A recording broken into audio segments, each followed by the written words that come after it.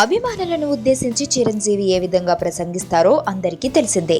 తన జీవితంలో అభిమానులకు ఒక ప్రత్యేక స్థానం ఉందంటూ వివిధ సందర్భాలలో మెగాస్టార్ చేసిన ప్రకటనలు మెగా ఫ్యాన్స్ ను ఎప్పటికప్పుడు నూతన ఉత్సాహాన్ని ఇస్తుంటాయి.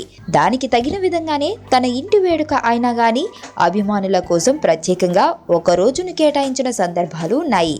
ముఖ్యంగా చిరంజీవి మొదటి కూతురు సుష్మా అలాగే రామ్ చరణ్ వివాహాల సమయంలో అభిమానుల ఆశీర్వాదం కోరుతూ ఒకరోజు ఫ్యాన్స్ కు భోజనాలు ఏర్పాటు చేసి కొత్త జంటలను దీవించమని కోరారు.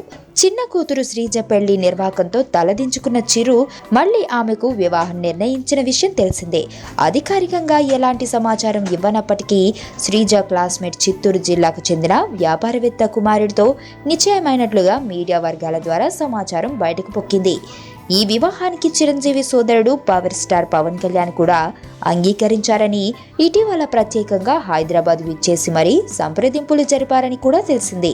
అయితే అభిమానులకు నిరుత్సాహం కలిగించే అంశం ఏమిటంటే, సుష్మా చెర్రీల మాదిరి శ్రీజ వివాహ వేడుకను పబ్లిక్ ఈవెంట్ లా కాకుండా కేవలం ఒక ప్రైవేట్ వ్యవహారంలా జరిపిస్తున్నారు.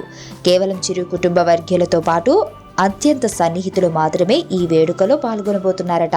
ఫిబ్రవరి 1వ తేదీన జరిగిన నిశ్చయ తాంబూలాల వేడుకకు కూడా ఇలాగే జరిగిందని, అలాగే ఈ నెల 25వ తేదీన జరగబోతున్న వివాహం కూడా అలాగే జరగబోతుందని తెలుస్తుంది.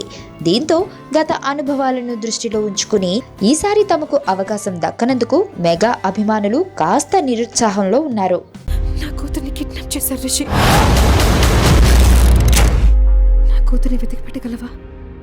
ఎవరినో పెళ్లి చేసుకొని వెళ్ళిపోయింది. ఇప్పుడు వాళ్ళ కూతురు కిడ్నాప్ అయితే నీకేంట్రా?